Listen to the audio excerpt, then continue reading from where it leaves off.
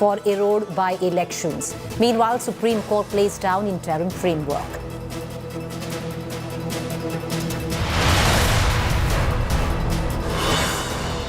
Massive crackdown in Assam, over 1,800 arrests made in child marriage cases. Chief Minister Himanta Sarma says zero tolerance over crime against women.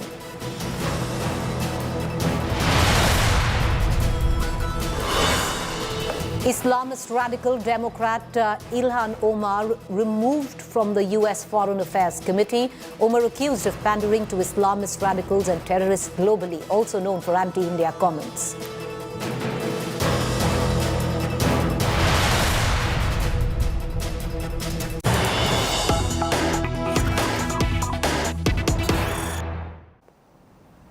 At the back of what we've seen in terms of the tanking of Adani Enterprise, the latest statement coming in from RBI on the health of the Indian banking sector.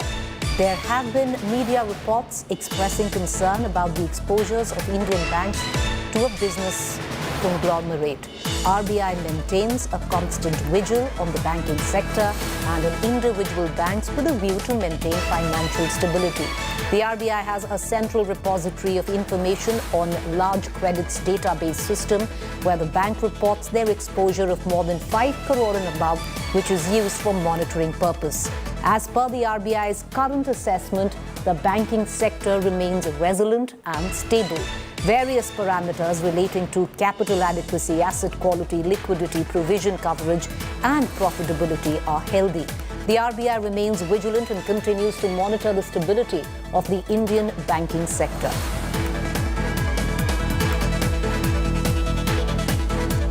I want to immediately cut across to my colleague Polumi, who's joining us with the latest news break. Polumi, the RBI stepping in as an assurance to allay fears. Can you take us through the statement, please? That's right, Preeti. The RBI has just issued a statement on what they call the health of the Indian banking sector, in which they said that there have been some media reports expressing concern about the exposure of Indian banks to a business conglomerate. As a regulator and supervisor, the RBI maintains a constant vigil on the banking sector and on individual banks with a view to maintain financial stability. The RBI has a central repository of information, a large credit database system, where the banks report their exposure of 5 crores and above, which is used for monitoring purposes. Now, as per the RBI's current assessment, the banking sector, they say, remains resilient and stable. Various parameters relating to capital adequacy, asset quality, liquidity, provision coverage and profitability are healthy. Banks are also in compliance with the large exposure framework guidelines issued by the RBI. The RBI itself remains vigilant and continues to monitor the stability of the Indian banking sector. So the RBI there assuring investors and those, of course, with their money in banks and what they call exposure to a certain business conglomerate, saying that everything is financially stable. They continue to, of course, keep an eye on it. The stability and the health factor is under their watch, and they can assure everyone that there's nothing to worry. And banks, as they say, are in compliance with the large exposure framework guidelines issued by the RBI. All right, Purumi, appreciate you joining us with that statement coming in from RBI. Big assurance, will it allay fears is the big question. Trust India today to keep an eye and get you the latest on that 7:30 p.m. We're going to get into deeper on what this assurance could possibly mean in terms of putting fears to rest. On the other hand, let's quickly shift focus in the bulletin right now. The opposition versus centre showdown regains steam. Just like Thursday, even today's parliament session witnessed high voltage drama in the parliament. The opposition leaders raised slogans against the centre, demanding a debate on the Adani stock crash. With the Adani Hindenburg row taking centre stage in Parliament, the houses were again adjourned, with the opposition constantly asking for a JPC. रक्षा के संबंध में महत्वपूर्ण सवाल है और आपको पर्याप्त समय पर्याप्त अवसर मिलता है। प्रश्नकाल समय पे सरकार की जवाबदेही तय कर सकते हैं। मेरा आपसे आग्रह है कि आप अपनी सीट पर जाएं, प्रश्नकाल को चलने दें। The opposition parties on their feet right from the moment the House convened for the day. They raised slogans, disrupting the proceedings even as BJP members tried to get the House going. If there has been a ruling of the chair, parliamentary democracy survives on the strength of the chair. I have given my ruling. My ruling has been continually disregarded. With the opposition not yielding an inch, both Lok Sabha and Rajya Sabha were adjourned. Go to your seat! Go to your seat! The House stands adjourned. The opposition is adamant on their demand for a joint parliamentary committee probe or Supreme Court monitored SIT investigation into the fall of Adani Group stocks. After a meeting on Friday, they also sought a discussion on investment of public funds in the group. As you know, the government is resisting. They don't want these issues to be discussed. They didn't want China to be discussed in the last session. They don't want unemployment and price rise to be discussed. Any issue that the government thinks will embarrass them, they don't want to discuss it. How could Adani within that short term become run so fast? So this needs to be done. It is something like crony capitalism, right? A friendship. Okay. In capitalist friendship, when you have the backing of a government. देखिए ये कोई अकेले अडानी का भ्रष्टाचार नहीं है, ये भारत के प्रधानमंत्री नरेंद्र मोदी का भ्रष्टाचार है। भारत के प्रधानमंत्री की खामोशी ये बताती है कि उनका और उनकी पार्टी का काला धन जो विदेशों के माध्यम से अडानी की कंपनियों में आया, उसकी जांच कराना नहीं चाहते। The government, on the other hand, has distanced itself from what's happening in the markets. हमारे सरकार का लेना देना कुछ नहीं है। There is absolutely no connection. And राष्ट्रपति का अभिभाषण का चर्चा प्रायोरिटी रहता है। चर्चा शुरू करने के लिए तैयार है तो उनके पास कुछ मुद्दा नहीं है। सर वो जेपीसी या कोई डिमांड कर रहे हैं? जेपीसी में हमारा काम सरकार का कोई नहीं। Adani shares have crashed ever since the US-based short seller Hindenburg Research released a report alleging stock price manipulation and funding through shell companies by the Adani Group. The business house had last week rejected the charges, but their words have had no effect on the markets. Yesterday's decision. With Supriya Bharadwaj and Milind Sharma in Delhi, Bureau Report, India Today. The fact is, viewers, the opposition has constantly raked up the do udyogpati, ye Adani ki sarkar is something which the opposition has said repeatedly through various rallies as the country's gone into elections of various states. But having said that, will they be able to link the downfall or at least the current crash of Adani Enterprise to the current government? I want to bring in my colleague Rahul Srivastav, our National Affairs editor. Rahul, to read in deeper into all of this, what is interesting is that most opposition parties, instead of attacking Adani, because Adani has interests in a lot of opposition-ruled states as well, where business interests are concerned, is trying to make the crash of Adani Enterprise more that of the failure of the government and trying to connect it to the Prime Minister. Yes, Preeti. I think there is a sense of overzealousness which I can see very clearly. This is a beleaguered opposition heard by the BJP. Democratic norms and undemocratic also. I think agencies misuse and other things and governors, all those things taken into account. The fact is that if you see what has happened over the last 2 days, is that a budget is presented in an election year and 9 state assemblies, Jammu Kashmir possibly, and 2024 after that. Still, within 24 hours, the opposition has been able to rest the focus as far as the Adani issue or the Adani gate, as the opposition now it is calling. That's one success. The second is that yesterday, when Mr. Kharge called leaders of opposition, 13 parties were there. BRS, Aam Aadmi Party, which has refused to join the Congress, were also there.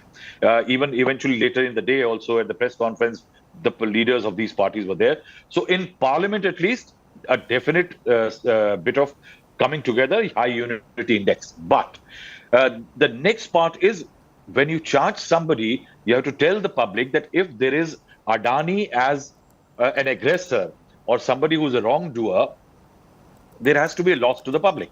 Now, in that, what they are saying, unlike the Rafale in 2019, just before the elections, this is exactly the same time when Rafale had come in.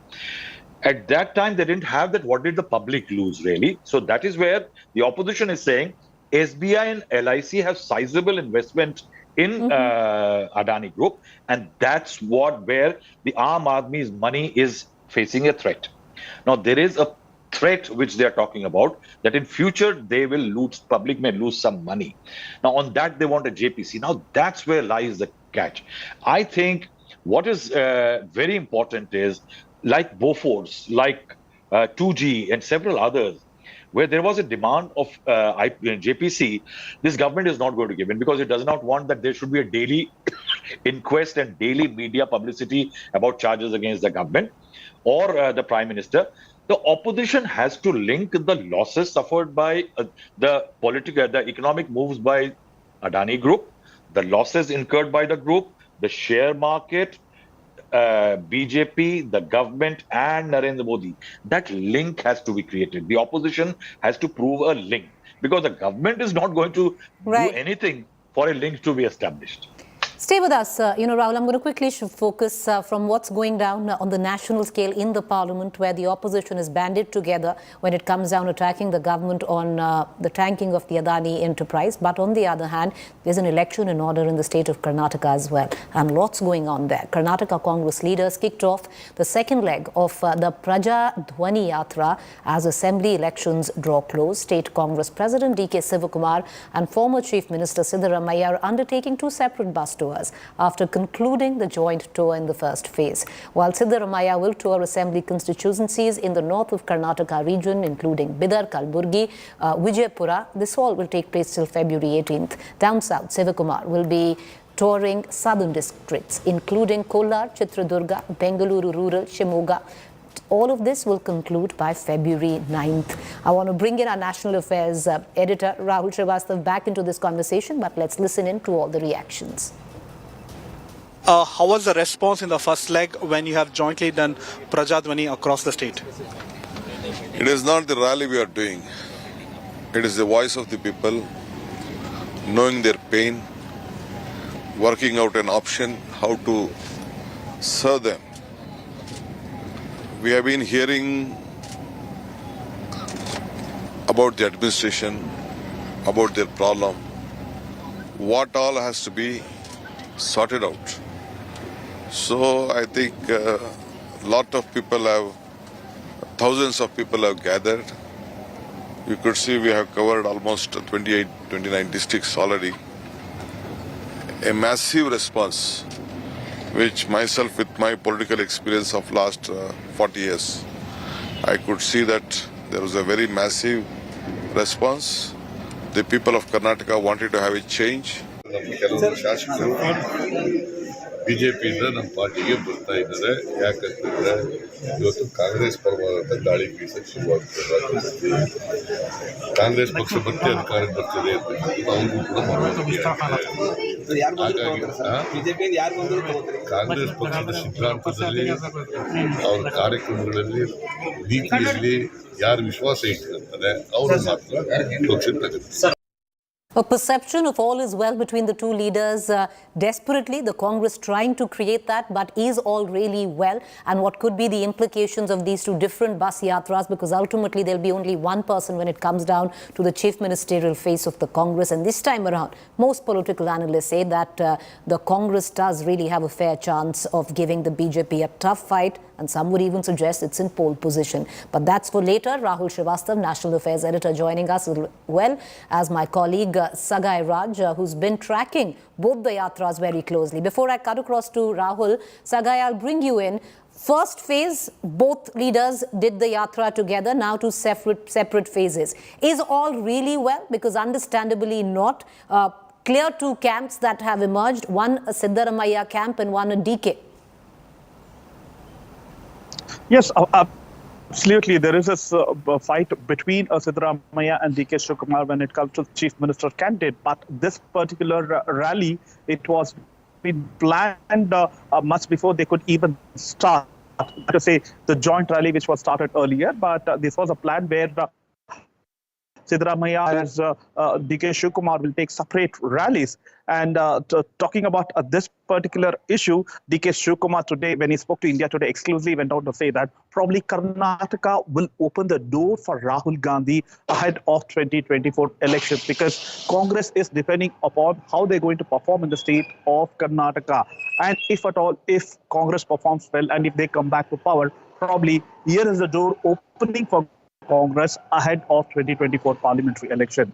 All right. Okay, Saga, I appreciate you joining us. Rahul, it's interesting because at least we haven't seen the kind of bickering that one would have expected by now. The election is not really very far off, just about 2 months from now, 2.5 months, I would reckon. How do you see things pan out? Separate yatras, but when do you think will things actually start boiling over?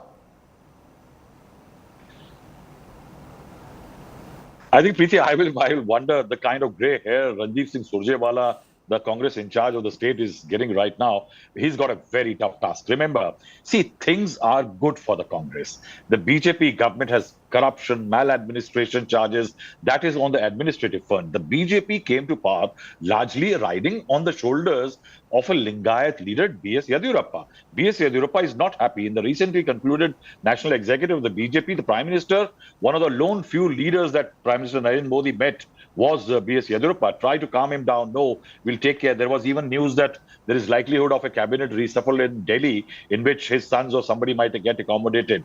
All that has not happened. And B.S. Yadurappa, remember, is still not very happy. And I think Lingayats, the voters, still think that he is their top supreme leader. In that scenario, the Congress leaders going to south and north. See, D.K. Shivkumar belongs to the southern region.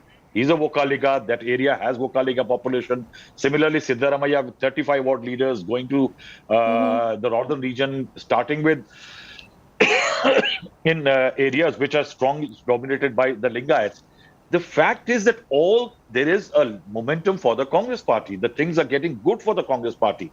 But eventually, when it comes to ticket distribution, I think that's one Waterloo. Because anybody who wants to be a chief minister will like to have more and more loyal MLAs to them once they get elected. And that is where we'll have to wait and see whether Shiv Kumar gets more MLAs in, or more tickets in, or Siddaramaiah. I think that's where the faults will appear. If they actually manage to sail through with a certain amount of peace and truce between them, I think things could be better. And then one will have to wait and see what happens after the results. Well, you're right there.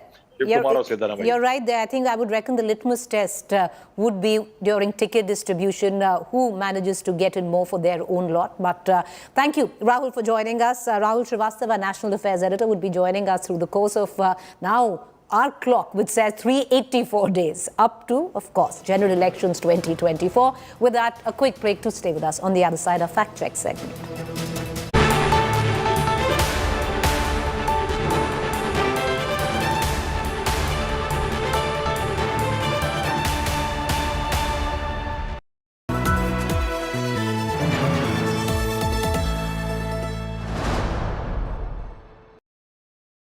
I propose to increase the rebate limit to 7 lakhs. Yet again, the nation trusts India Today TV. Highest concurrent users during the Budget 2023 speech. Most watched news channel on YouTube live. India Today #1.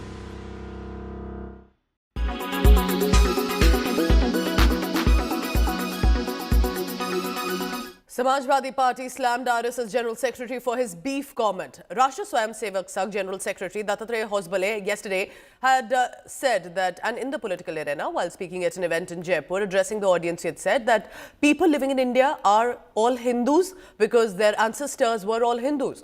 And people may have today different worship methods as well, but they have all the same DNA. He further went on to say that even if someone has eaten beef under some compulsion or pressure or did not realize and have left Hinduism, they can return home anytime.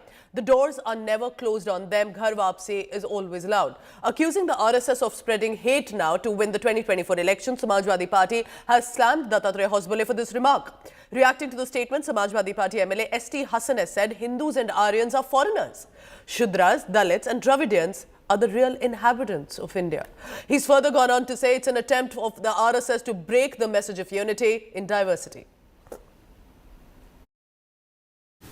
वो हिंदू हैं और यदि वो मतांतरित हुए हैं उनको वापस ला सकते हैं। ये गुरुजी ने एक हिंदू समाज के धार्मिक नेतृत्व को शंकराचार्यों को समझाया। ठीक है, वो गोमांस खाए होंगे मजबूरी से, लेकिन किसी कारण से वो गए तो दरवाजा नहीं बंद कर सकते, इसलिए वो घर के अंदर आ सकते, घर वापसी उनको करवा सकते हैं। भारत में रहने वाला हर एक व्यक्ति, बच्चा बच्चा हिंदुस्तान, ये हिंदुओं का स्थान है। भारत की संस्कृति से जिस धरा का नाम उदय हुआ हो, भारत जहां का बहुसंख्यक हिंदू हो, वो हिंदुस्तान हिंदुओं का है। यह कह सकते हैं कि संपूर्ण भारत हिंदू है और वो घर वापसी कर सकता है। सहर्ष जो हिंदू समाज में आना चाहता है वो हिंदू हो सकता है। हमारे देश की विशेषता है कि अनेकताओं में एकता, इसीलिए हम पूरी दुनिया में पहचाने जाते हैं। यहाँ पर हिंदू, मुसलमान, सिख, ईसाई, बौद्ध, जैन, ये अलग अलग धर्म हैं, इनके मानने वाले लोग रहते हैं। तो इस तरह से हमारी जो अनेकताओं में एकता का जो मैसेज हम दुनिया को देते हैं, उसे तोड़ने की कोशिश की जा रही है। जो मुसलमान है, ईमान वाला है, वो हिंदू नहीं हो सकता। हिंदू जो है अपने आस्थाओं वाला है, वो मुसलमान नहीं हो सकता। तो क्यों ऐसी बातें करते हैं कि जिससे कंट्रोवर्सी पैदा हो? हम सब एक हैं और एक रहेंगे, ना हमें कोई एक दूसरे से अलग कर सकता।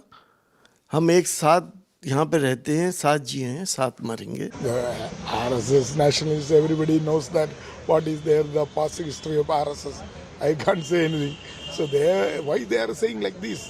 Now they themselves have a doubt about their nationality. That's why they are saying like this.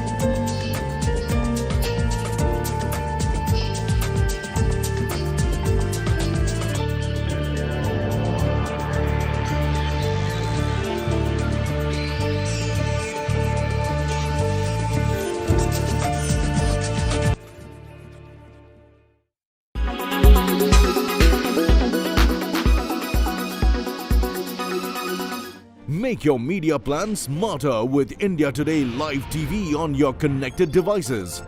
Amplify your brand with 100 million smart internet viewers. To advertise, mail us at sales@aajtak.com.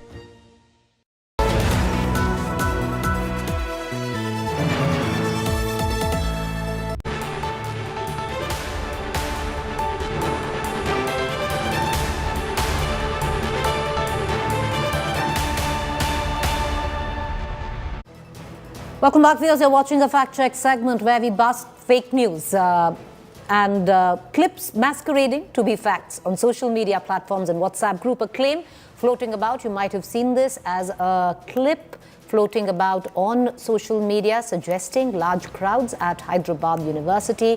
Kashmir Files screening the fact check on that. The students were actually watching the BBC Modi film at the Hyderabad University campus, not Kashmir Files.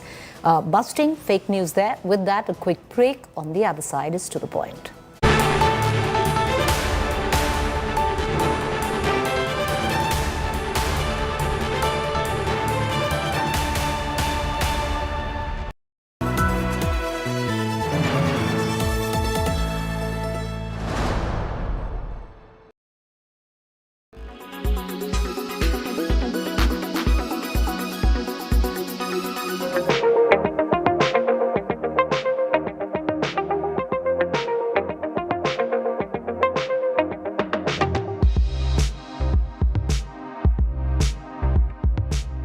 Wedding bells are ringing louder than ever as Bollywood's next it couple is finally ready to say their I do's.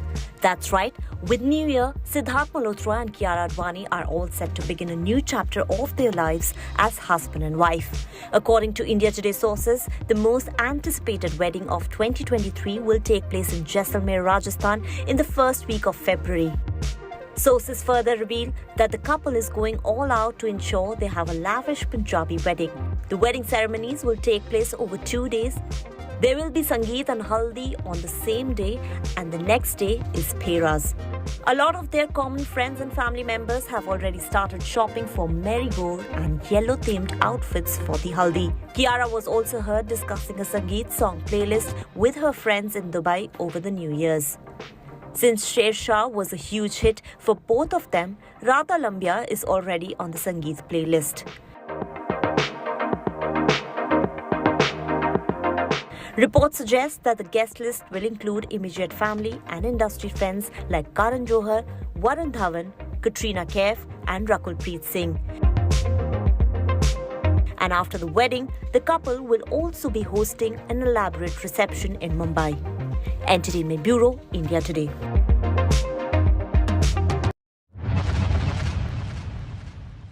On one hand, the grand construction of Ram Temple is underway and there is a huge preparation. But on the other hand, both the Shaligrams which have come from Nepal has now reached Ayodhya. We are here at the Ram Kar Sevak Puram and you can see these are the two Shaligrams through which the structure of Lord Ram and Lord Goddess Sita will be made. Now, there has been a long journey from Nepal to Bihar to Uttar Pradesh, and late night yesterday, both these Shaligram have reached here in Ayodhya. And today, by the saints and the important dignitaries, these Shaligrams will be worshipped, and after that, the work of constructing the statue of Lord Ram and Goddess Sita will begin. It is also very important with the fact how the construction of the Grand Ram Temple is going on in full swing. It is expected that it will be inaugurated next year at the time of Makar Sankranti. But before that, both these Shaligrams, which has come from Nepal, will become in a situation where people will be able to see the image and their divine Lord Ram and Goddess Sita through this. It is also very important that not just it is a matter of an auspicity for all the people of Ayodhya, but at the same time, a big moment for all these people who have been waiting for this moment, for these Shilas, for these Shaligrams to take the image and the structure of Lord Ram and Goddess Sita, which will be done here in Ayodhya after a long wait. With cameraman Neeraj Kumar, Abhishek Mishra for India Today.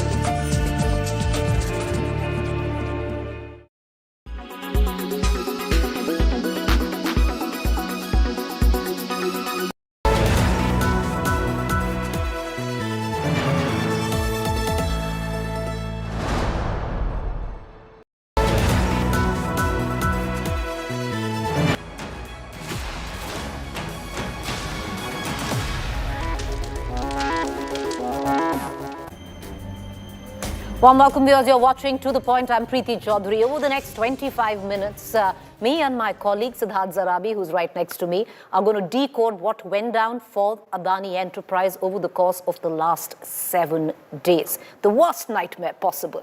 It's been an unforgettable week for Gautam Adani and his massive Adani Group. A week he'd rather forget, but will never be quite able to. A 100-page report by short seller Hindenburg Research triggered a storm, a Dalal Street carnage never seen before, leaving investors and other players stunned.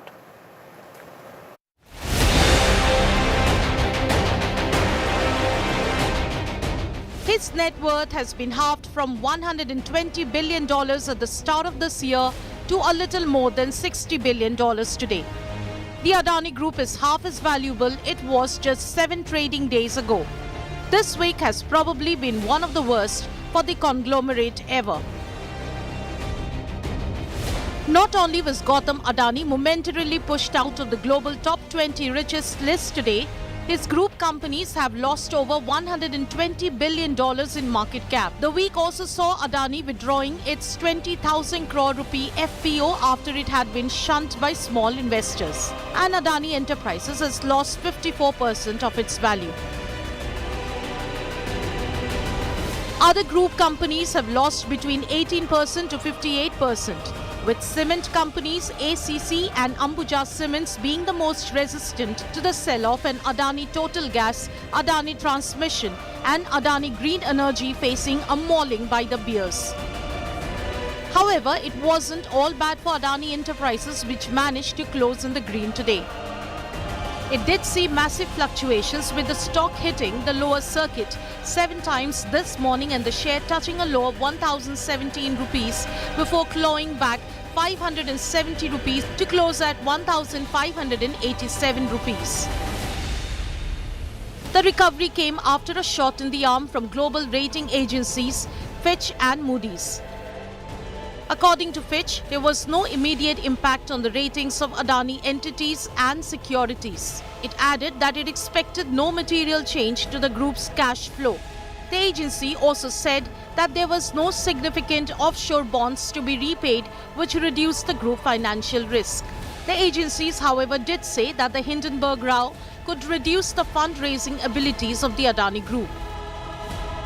For the markets, which were spooked by the NSE putting 3 Adani Group stocks in its watch list and Dow Jones removing Adani Enterprises from its sustainability index, the rating agency reports brought much succor. Though 6 Adani entities remain stuck at the lower circuit, 4 including the cement stocks and flagship Adani Enterprises managed to close in the green, giving much needed relief to investors. Bureau Report, Business Today Television. At the back of all of this, viewers, many inferences were made. The LIC came out with a statement just about a short while ago, so did the Reserve Bank of India. A statement on the health of the Indian banking sector at the back of what we just explained.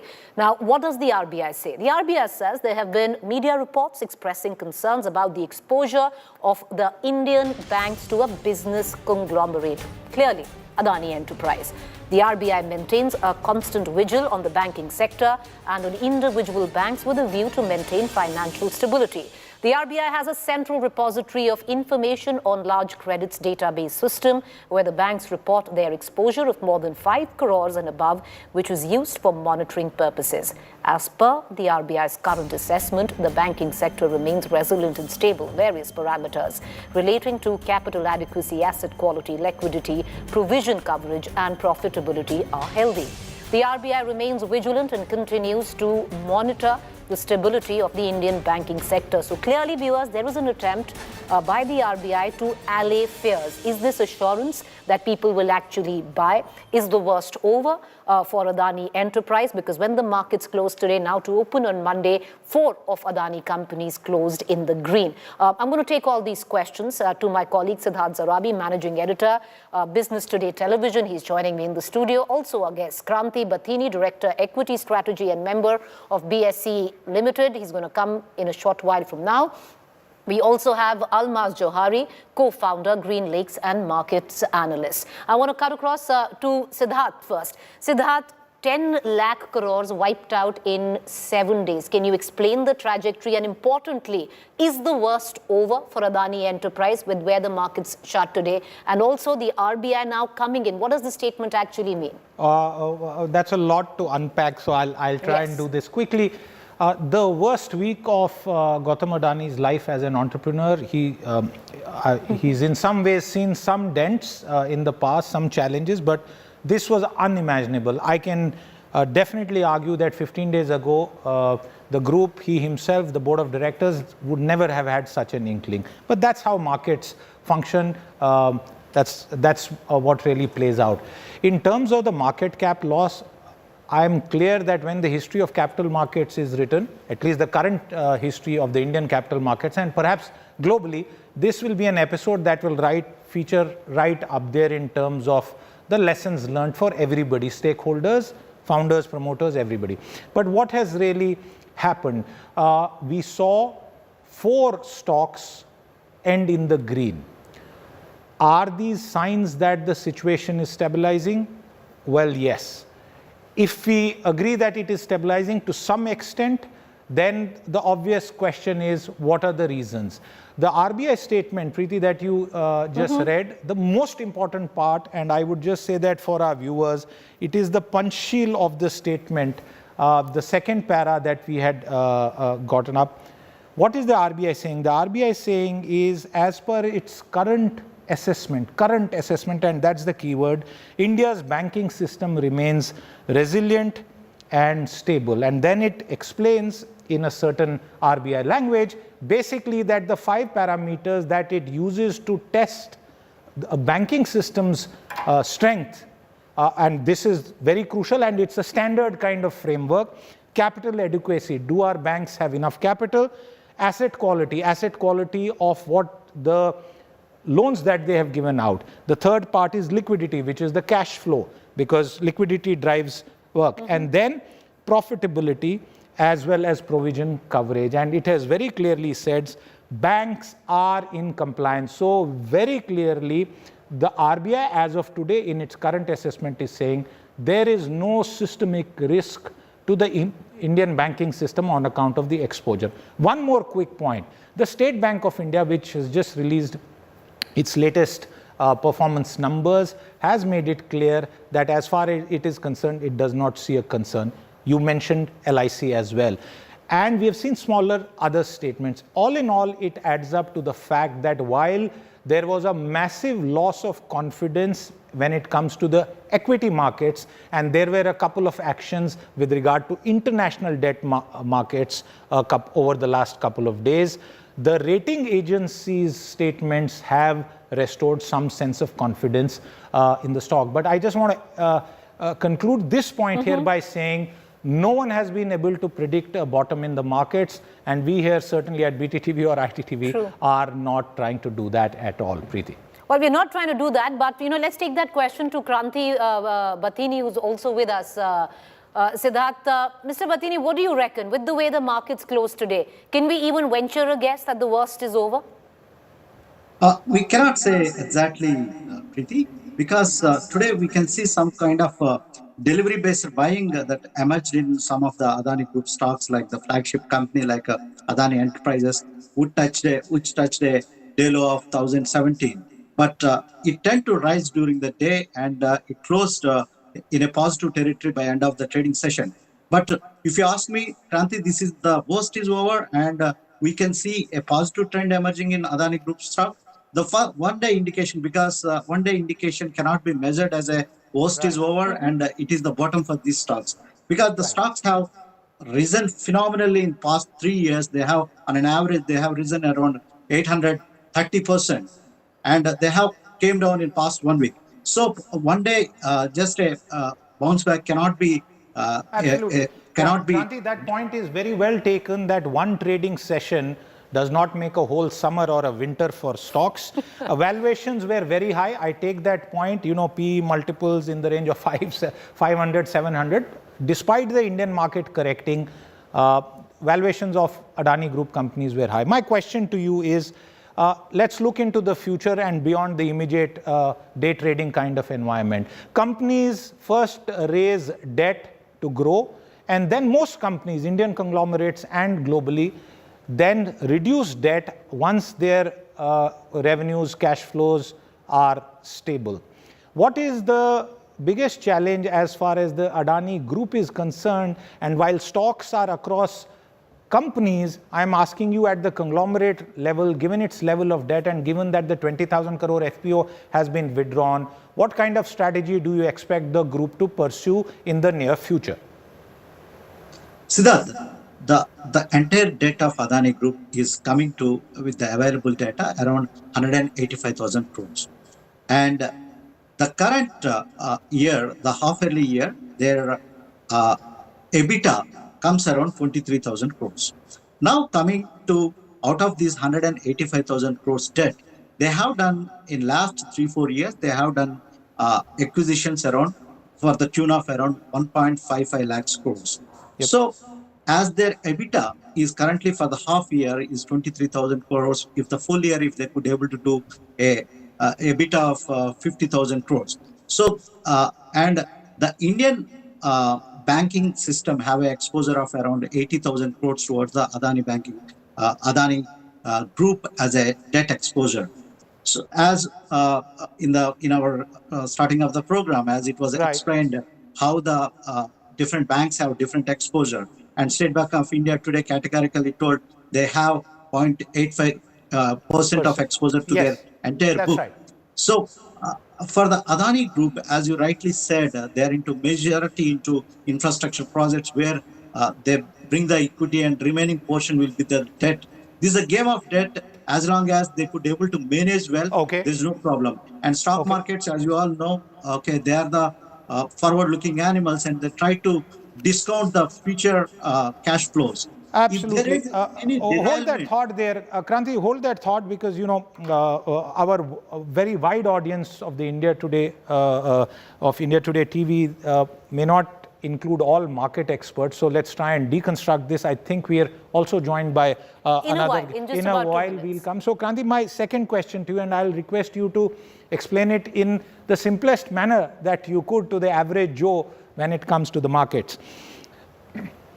The Adani companies, the ones that are rated, have no significant debt maturing till FY25. What it means is they do not have a big pressure of paying back loans, although they have taken some steps in the last 48 hours, perhaps prepayments as well.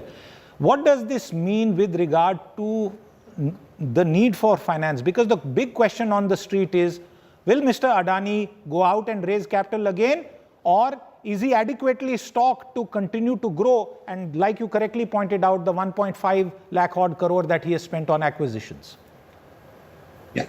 As the current EBITDA for the year, if at all, it is at 50,000 crores, and next couple of years, this EBITDA margins goes above around 10 to 15%. So they will. Do you expect that growth to happen, Kranti? Sorry, I'm interrupting you, because the Indian economy, while it may be the fastest growing economy in the world, there is some slowdown. So are you expecting Adani Group earnings to remain, like you said, 10 to 15% growth, especially in sectors where infrastructure, which is capex expensive, and returns sometimes are spread over a longer period of time?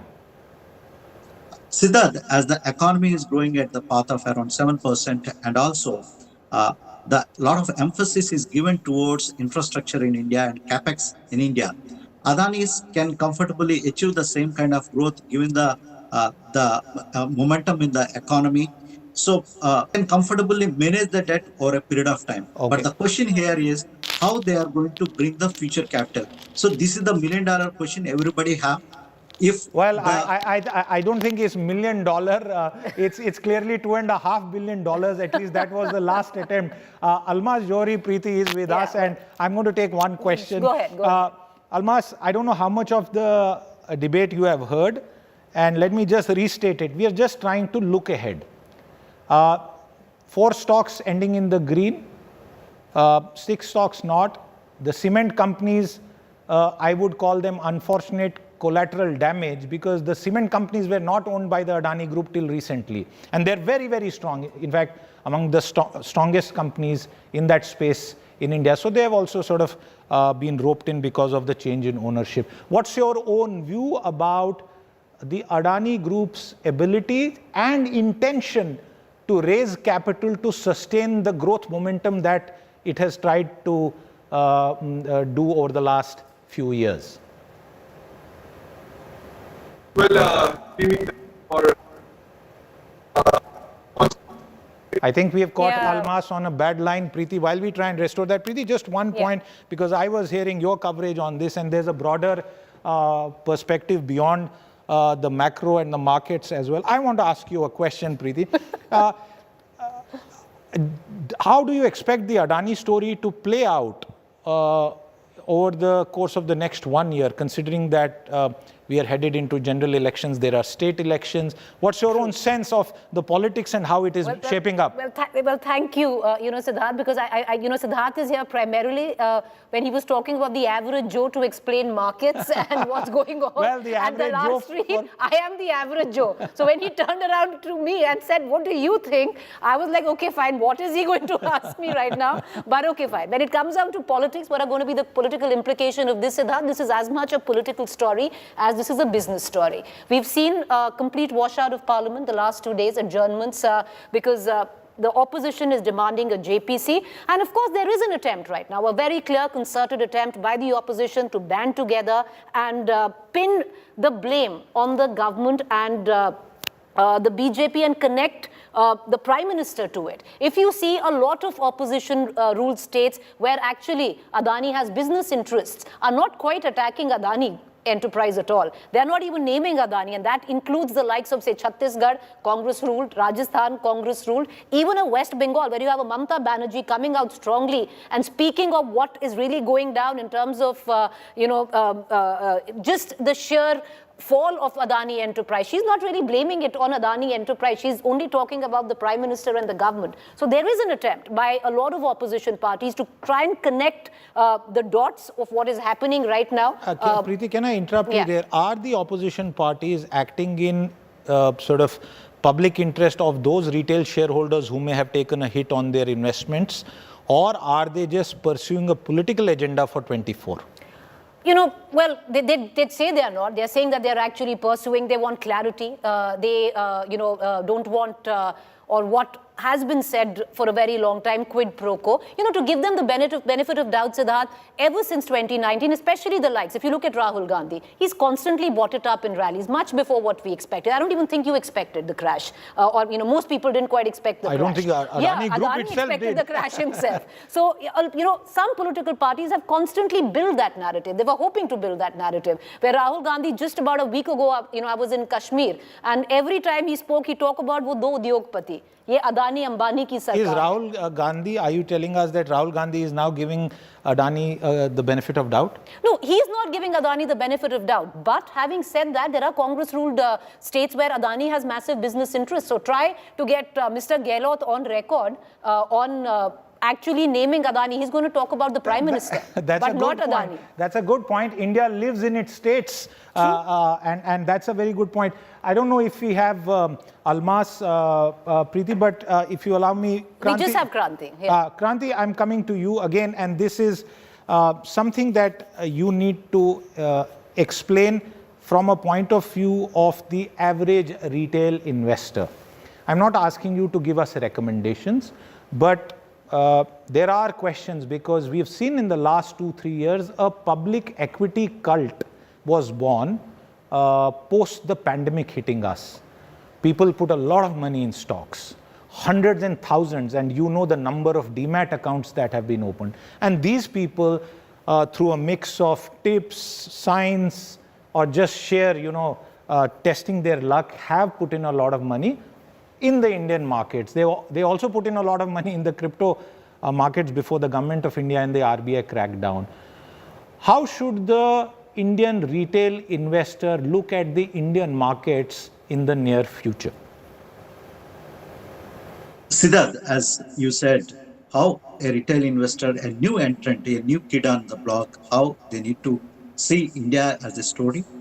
We are as a growing story and also one of the outperforming market across the globe last year also.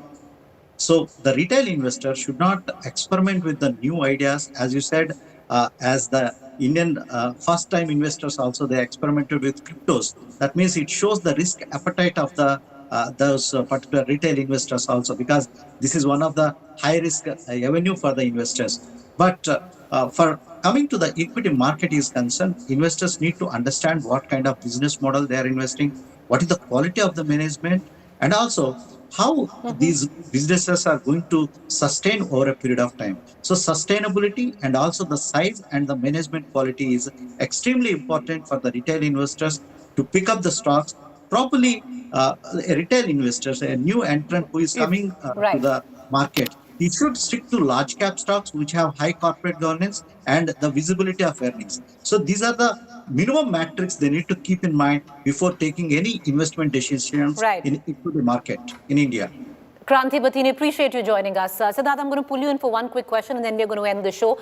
For a lot of average Joes like me who are just possibly looking at the markets and the volatility of what we've seen right now, in the days to come, would you recommend caution A, and also not to be alarmist and maybe to dispel that alarm? Do you see a lot of people who are saying that this could actually have a fallback on the Indian economy? Is that a possibility? Lots of questions, and I'll try and keep them the answers very quick. In the long run, all of us have to die. But in the long run, and you can look at charts that are freely available, the stock markets, not just in India, but globally, are headed only in one direction, but they fall, and they fall steeply, and that's called a market correction.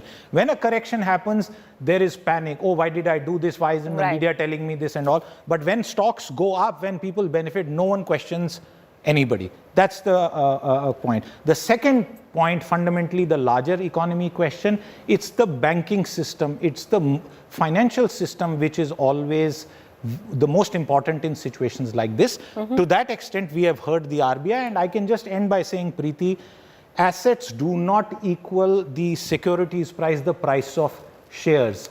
Shares are independent. They are always bought, sold, and valuations are on future projections. So in the current context, the Indian economy, and everybody has said it, is amongst the strongest. And it's in some ways a little tragic and sad, Preeti, that Finance Minister Nirmala Sitharaman's fifth budget, and everyone's called it a positive budget. Some of the positive vibes got sort of buried under this story. But understandably.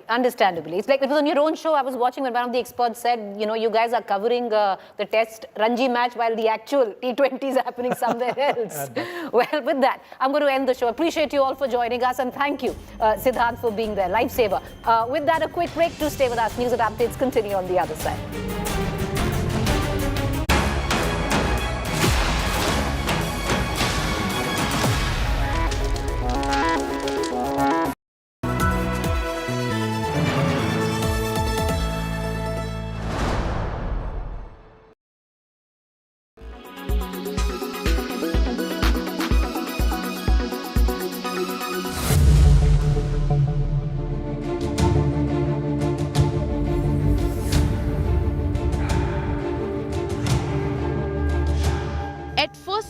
It looks like a harmless deodorant, but if anyone tries to spray, it triggers a big blast.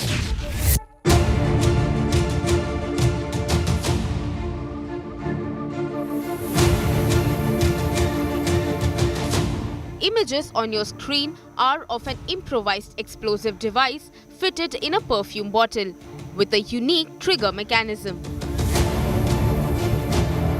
The one-of-its-kind IED was recovered from a government school teacher, now a terror suspect, allegedly working at the behest of the Lashkar-e-Taiba. Arif, a resident of Resi district, is allegedly involved in carrying out multiple blasts, including one in a bus taking Vaishno Devi pilgrims. Police ने बड़ी मेहनत के साथ आरिफ नाम के दहशतगर्द को पकड़ा है, जो रियासी का रहने वाला है, और इसकी तफ्तीश और इंटेरोगेशन के दौरान ये पता भी चला कि ये आज से नहीं बल्कि पिछले लगभग 3 साल से ये पार जो हैंडलर हैं दहशतगर्दी को चलाने वाले जो लोग हैं लश्कर-ए-तौबा के, उनके साथ इसका तालमेल है। कटरा में जो बस में आग लगी ब्लास्ट के बाद, उसमें बहुत सी चीज़ें पुलिस वर्कआउट कर पाई थी, मगर उसकी एक तार अभी तक जुड़ नहीं रही थी, एक कड़ी अभी तक जुड़ नहीं रही थी कि वो आईडी फिट किसने करी बस के अंदर। इसने माना है कि वो आईडी इसी ने फिट करी थी। Talking about the perfume IED, J&K police revealed that this is the first such weapon that has been recovered. वो परफ्यूम आईडी है, बॉटल परफ्यूम की दिखती है, और अगर गलती से आपने परफ्यूम के स्प्रे के माफक उसको दबा दिया, जब खोल दिया तो आईडी फट जाएगी। और जिसके हाथ में आईडी होगी उसका मौके पर ही नुकसान हो जाएगा। Arif was arrested for his alleged involvement in the twin blasts that rocked J&K's Narwal district on January 21, injuring 9 people. The police allege Arif received the supply of 3 IEDs towards the end of December, out of which 2 IEDs were used in the Narwal blasts.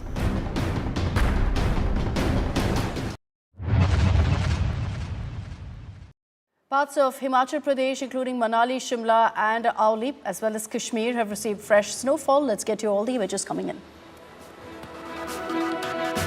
A massive avalanche hit the upper reaches of Jammu and Kashmir ski resort Gulmarg, killing 2 Polish tourists and trapping 21 skiers who were later rescued from the slopes. Videos of the avalanche showing people running for their lives has gone viral. Rescue operations are currently underway in the area. The ski slopes where the avalanche happened have now been declared a no-go zone. Avalanches have been frequent in the higher reaches of Kashmir in these months, especially after fresh snowfall. Uttarakhand's Rudraprayag has also witnessed snowfall, snow-capped mountains and a white carpet continues to attract large number of tourists. Even after the snowfall, the weather remained pleasant with temperatures hovering around 6 degrees. Another tourist hotspot, Auli in the Chamoli district of Uttarakhand, is freezing at -3 degrees Celsius after heavy snowfall. This has turned the district into a winter wonderland. Snowfall was also reported in Uttarakhand's Bageshwar. Sky remained cloudy and fog continued to envelop the district throughout the day. The cold has intensified and in most villages there's been heavy snowfall as well.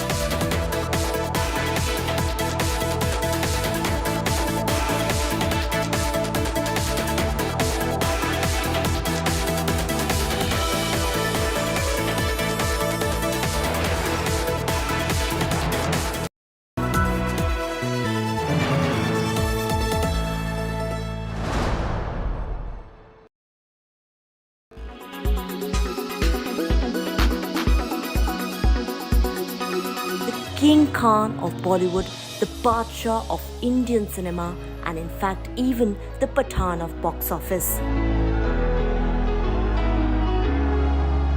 That's right, he came and not just conquered, but also took the global box office charts by storm. And how?